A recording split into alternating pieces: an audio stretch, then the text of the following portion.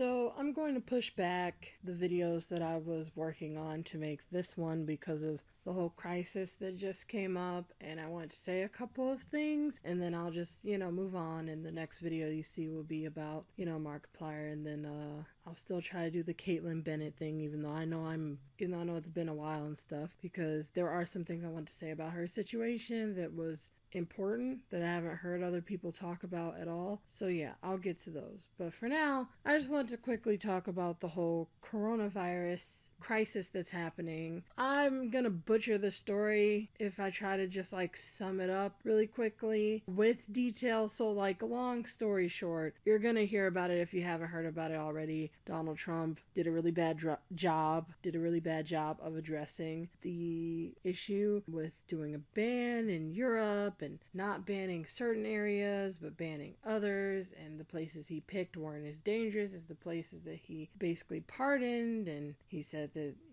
testing would be free, but it wasn't free, and he was saying that they're not gonna have any shipments between America and Europe, but that wasn't true, and all this stuff happened. And long story short, it really affected the market, and a lot of big things are closing down, like the Super Bowl and stuff like that. So we're in a crisis right now in America, and I just wanted to say, because I'm not like a news channel or some sort of political analyst, I'm just focusing on the things that I typically talk about on my channel. This is just another example of where selfishness has gotten us as a race of humans. Because when you look at, climate change is due to us enabling our dark impulses and allowing people to be as selfish as they want to be, not calling out bad behavior when we see it. And because of that, you have all these billionaires who are in charge of things, and they just care about their profits, so they're polluting the planet. And just hear me out, because I'll bring all this together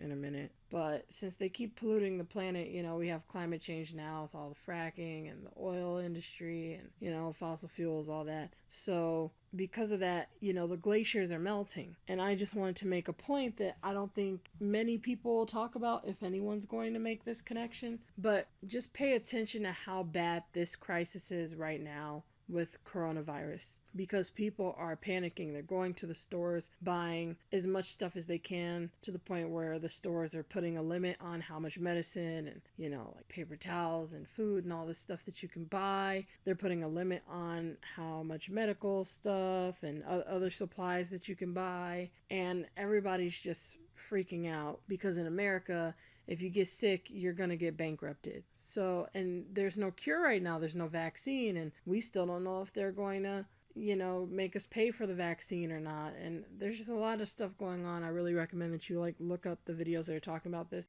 So I just want to say really quickly that in the middle of editing this, I was looking at the Young Turks, and they did a really good job on reporting the situation. And I always have to clarify stuff, because people never understand what I mean. People who really hate me and stuff, and they keep following around on my channel just to dislike and shout and stuff. Like I said before, I don't like the Young Turks because they're super by international terms, they're right wing. They're moderate Republicans, but they don't understand it because they're in this bubble in America. So I just don't like watching them on the regular, because it's just so annoying. The way that they report stuff is bad, but they did a really good job on this. It doesn't mean that they're bad with everything, and they're definitely not the worst media out there, but they report faster than anybody else. So I look at their stuff a lot during election cycles and stuff. Anyway, I'll link that because they did a really good job of explaining it, rather than link you a CNN video or something.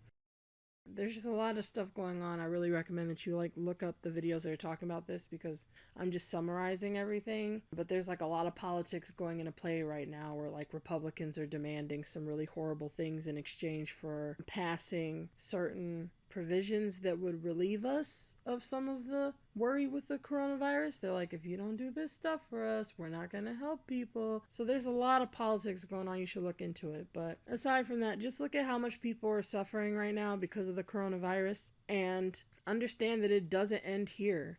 Something that I don't think many people know about is this. So it says here that researchers from China and the US embarked on a field trip to Tibet in 2015 and discovered 28 previously undiscovered virus groups in a melting glacier. They recently detailed their findings in a paper posted to the non-peer reviewed preprint website BioRxviz. I know I'm saying that wrong, but this is very serious. It says the researchers drilled a 164-foot hole into the glacier, gathered 2 ice core samples from the 15,000-year-old glacier, and then later identified them in a lab. In total, they identified 33 virus groups, 28 of which were completely new to science. So this is really old ice, and viruses can be frozen and preserved, and as they said, it's undiscovered. So this is something that's existed before we came to be, in a sense, and we don't have a way to treat it. And so just pay attention to how long it's going to take for us to figure out this coronavirus thing, and then imagine all 28 of those viruses being released into the atmosphere. And on top of that, so that you can understand the severity of this, understand how many viruses are actually in that glacier. They just took 2 small samples of ice. So imagine if a big portion of that glacier were to actually melt, there would be an unfathomable amount of viruses spreading into the atmosphere. It would be, in a sense, worse than a plague, because there would be so many different viruses that we don't even understand. Even if we found a cure for all 28 of these, which is going to take long enough on its own, we probably don't have enough time. But even if we found a cure for all of these, there would be no time to react to even more of them being released. So the point that I'm making is climate change is very important, and the Democrats aren't doing enough. The only candidate who's actually trying to do something about climate change is Bernie Sanders. And on top of that, this is the best argument for Medicare for all. I saw a comment on a video right before this crisis hit. Someone was bringing up coronavirus, and the person was saying, we should have Medicare for all because of coronavirus. And they were just like, yeah, who needs that? Like, that's not actually going to help with coronavirus. It's just going to help you when you get sick. I'm like, how stupid are people? Like, it's for whenever you're ill. Like, Bernie Sanders is fighting for you to not have to pay when your life is in danger. And that includes coronavirus, or, if you're caught in a tornado disaster or whatever. That's what he's fighting for. These things to not cost you anything, because as AOC said, the price that you would pay for your life is everything. Not anything, but everything. You'll pay everything to live. So again, how I feel about it is, if people are smart, if they still have the debate, I really hope that they don't cancel it or stop the debates, because this is the worst time for that to happen. If they have the debates, I'm hoping that people will be competent enough to tell that Bernie Sanders is the only candidate who's going to really help with this on the screen right now, this coming up, and able to help with the coronavirus crisis. So hopefully, because humans react to emotions and fear, they'll vote out of fear, and they'll realize the severity of the issue and vote for Bernie, even though they were going to vote for Biden, because they're scared.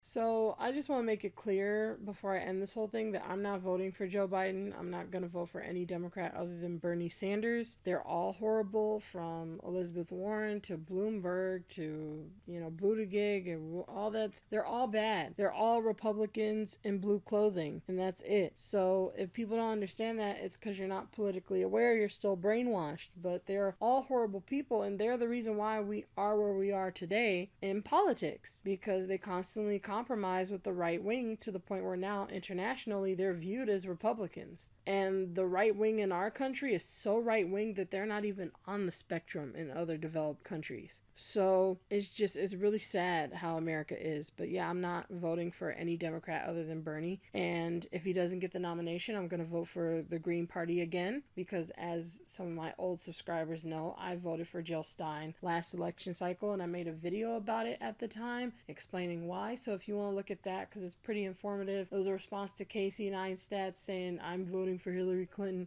You can watch that. I'm probably putting it up on the screen right now, but I'll also link it in the end card, which is about to come up. But yeah, so I'm not going to vote for Joe Biden. I'm not going to vote for any Democrat. And people who say that that's handing over a vote to Trump, they're stupid. They don't know what they're talking about. It's a straw man. Don't believe them. Vote your conscience, because you're responsible for who you put in office. If you vote someone, that means that you support them. If you vote for someone, that means that you're responsible for any blood that they shed. That blood is on your hands. And voting third party, which I would personally say vote for the Greens, because they're very progressive. If you vote third party and they get, I believe, 5% of the vote, it might be 10%, but I think they only need 5% of the vote in the general election to get federal funding. And if they get federal funding, they can be in the debates, which will give us more political discourse. So your vote does matter. Voting third party is more important than staying home, because you're only staying home because there aren't many choices. If you vote third party and you can get them to 5%, you will have more choices next election cycle. And the problem with human beings, another thing I talk about all the time, is they don't think in the long term, they think in the short term. So that's all I want to add.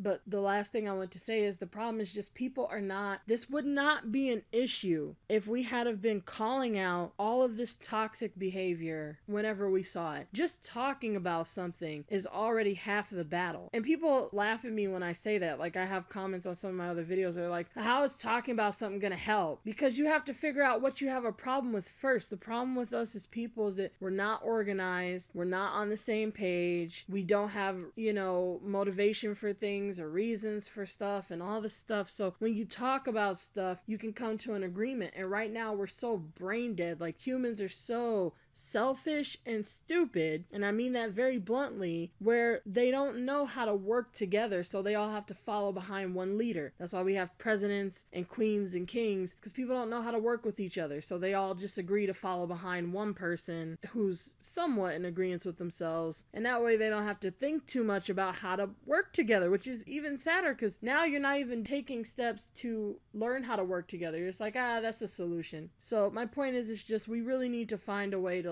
start understanding each other, regardless of how we come off. Like, Bernie's problem right now is that the way that he delivers his message isn't resonating with people. They've done studies after study on it. People are perfectly fine with his policies, but they are brainwashed by the media, and his tone and the way that he addresses issues doesn't resonate with this group. Then when he changes it, it doesn't resonate with that group. And if we could get past all of that and learn how to understand context, learn how to take criticism, even if you don't agree with the criticism, just learn how to read and comprehend what someone's saying. That's why we really need to teach this stuff in school. Context should really be its own lesson plan in school.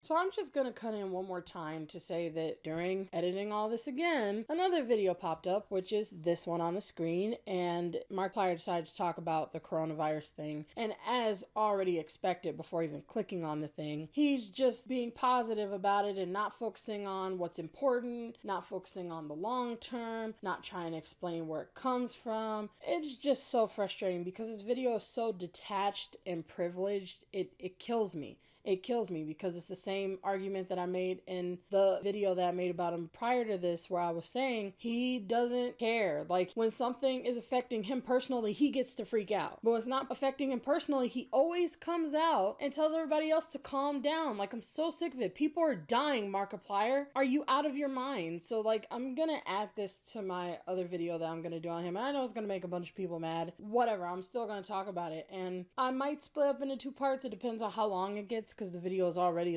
15 minutes, so to add on this topic, I don't know. But man, after that, I just don't want to even talk about him anymore, because I'm so sick of this guy. He just annoys me to death. Ignore the train in the background. I'm gonna go back to whatever I was saying, but stay tuned for that video because it is coming up next. But yeah, so I just wanted to talk about that stuff. It's really sad what's going on right now. Who knows how bad this is gonna get, waitresses and they don't have business right now because people aren't going to restaurants. It's getting really bad. All sorts of businesses are starting to close down, and the market is just... So anyway, my point is, we can easily pay for Medicare for all. It's literally a cheaper option than what we have right now, and I just really hope that people make the right decision in this primary, because it's not even the general election yet. It's the primary, and Bernie has already been polled to take 10% of Trump's voters. 10% of his voters will vote for Bernie at the least. So, and Biden, it's 0%. So I just really hope that people wake up. So thanks for watching, and I'll see you all next time.